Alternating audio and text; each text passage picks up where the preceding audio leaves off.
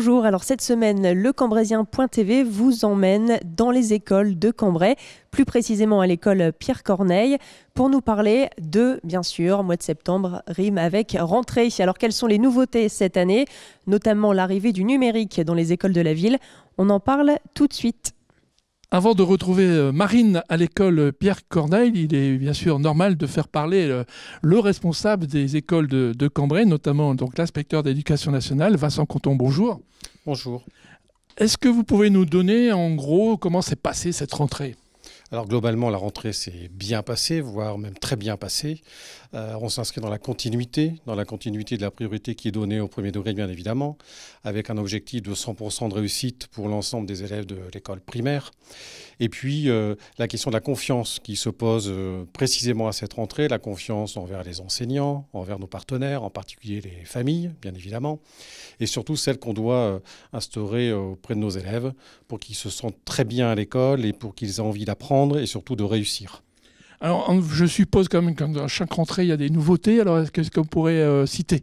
Alors, quelques nouveautés pour notre circonscription. Alors, la création d'un nouveau dispositif qui existe sur plusieurs écoles de la circonscription, mais en particulier, là, cette rentrée à l'école Corneille, qui est le dispositif Ulysse, qui est un dispositif qui permet d'accueillir, donc en inclusion essentiellement, des élèves aux besoins éducatifs particuliers, avec une coordonnatrice Ulysse qui est là pour assurer la continuité des apprentissages avec les enseignants de l'école. Et puis donc, je suppose que le plan informatique numérique à l'école, continue avec l'aide de la ville ? Absolument. Donc, dans le cadre de ce partenariat avec la ville de Cambrai, bien évidemment, et on doit remercier la municipalité pour l'équipement très important de l'ensemble des écoles. On a commencé sur une partie des écoles de la commune. On poursuit cette année, notamment à l'école Corneille, bien évidemment. Et puis, dans le cadre de ce partenariat, nous mettons en place les formations spécifiques auprès des enseignants pour leur permettre d'utiliser au mieux le matériel mis à disposition par la municipalité.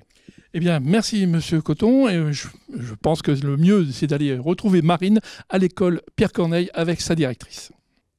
Qui de mieux pour nous parler de cette école élémentaire Pierre Corneille ici à Cambrai que de rencontrer sa directrice, Madame Boissier. Bonjour. Oui, bonjour. Alors, comment s'est passée cette nouvelle rentrée scolaire ici à Pierre Corneille ?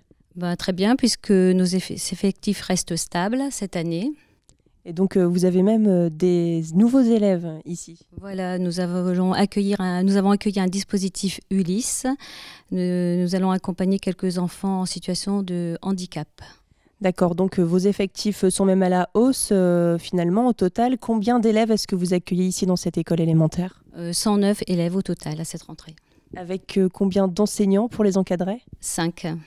D'accord, donc l'école en tout cas se porte bien avec en plus quelques nouveautés cette année. Vous l'avez donc évoqué, un dispositif Ulysse, c'est-à-dire l'accompagnement d'enfants en situation de handicap. Et pour cela, vous avez aussi recruté quelqu'un pour les encadrer, une éducatrice spécialisée peut-être ? Non, c'est une enseignante référente. D'accord. Et puis un autre dispositif aussi qui est aussi une grande nouveauté, en tout cas même dans l'enseignement en général, c'est l'arrivée d'autres choses ici. Voilà, 3 vidéoprojecteurs interactifs qui ont été installés durant les vacances. Donc, c'est-à-dire l'arrivée vraiment de l'ère numérique ici à Pierre Corneille qui se traduit comment ? On va pouvoir, je pense, motiver davantage nos élèves, attiser leur curiosité et puis forcément intégrer le numérique à notre pratique de classe. Donc c'est vraiment quelque part rendre l'enseignement plus moderne, s'adapter à l'ère du temps. Voilà, tout à fait. Très bien, bien, merci beaucoup pour ces explications. En tout cas, on voit que l'école élémentaire Pierre Corneille évolue. Et nous allons tout de suite justement revenir sur le dispositif Ulysse avec donc l'enseignante spécialisée. Merci. Mais avant de parler du dispositif Ulysse, rejoignons tout d'abord Éric Lorenz pour évoquer avec lui le numérique à l'école.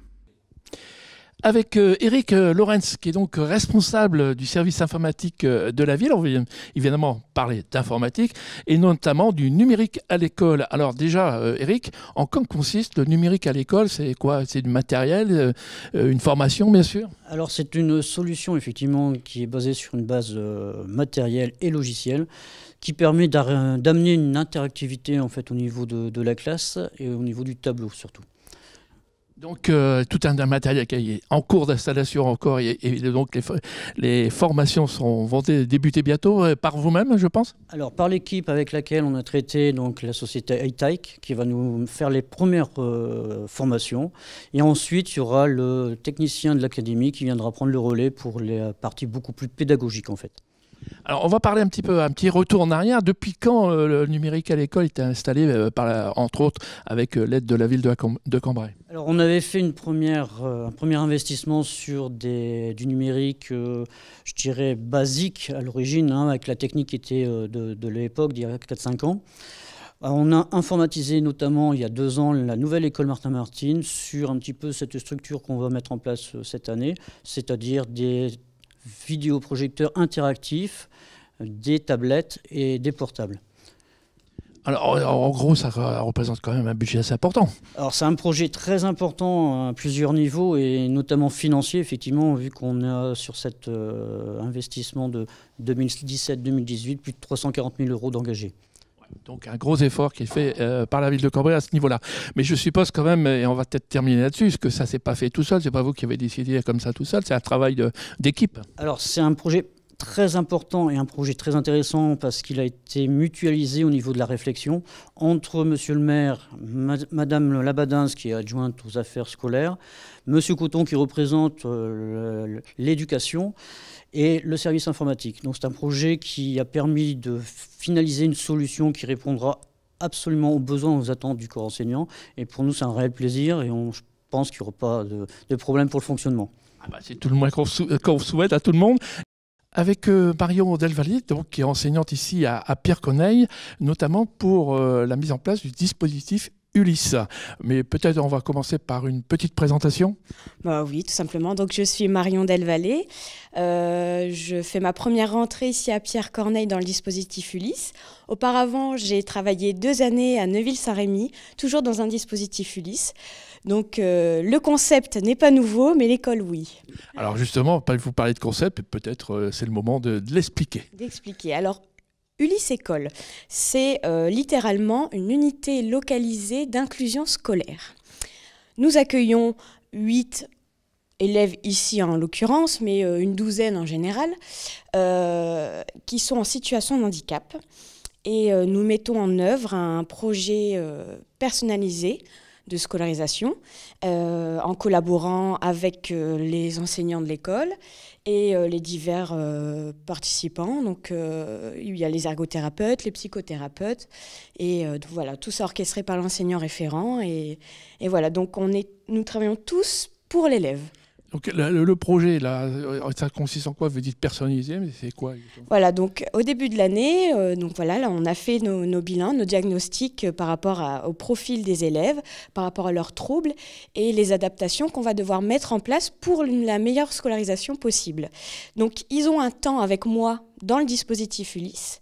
Et surtout, et c'est ça l'intérêt d'un dispositif dans une école, c'est qu'ils intègrent et ils sont inclus dans les classes ordinaires. Ils ne sont pas enfermés ici et puis point. Non, c'est très ouvert. C'est un dispositif qui est très ouvert et c'est justement ce qui me plaît, c'est de pouvoir travailler avec beaucoup de personnes dans l'intérêt de l'enfant. Un travail d'équipe. Un travail d'équipe, voilà, à la fois exigeant et bienveillant. Bien, merci beaucoup Marion et bon courage pour cette année scolaire. Quant à nous, le magazine est maintenant terminé. Cette rentrée scolaire, comme on l'a vu, est bien partie. À la semaine prochaine. Bonne semaine à toutes et à tous. À l'agenda de cette semaine, tout d'abord une fête à les rues des Vignes avec les 21e fêtes de la vigne. Thème principal cette année, les 1300 ans de la bataille de Vinchy. Au programme atelier pour les enfants, cortège historique, démonstration de combat de chevaliers, foulage et pressurage du raisin et évocation de la bataille de Vinchy. Entrée 5,50 € et tarif réduit à 4,50 €. Rendez-vous donc de 10h à 19h à l'archéosite de les rues des Vignes. À suivre le salon animalier artisanat et nature au Palais des Grottes les 30 septembre et 1er octobre de 9h à 18h. L'entrée est gratuite. Au programme, stand d'animaux domestiques et plus de 1000 oiseaux, expo de bonsaï, démonstrations et diverses animations.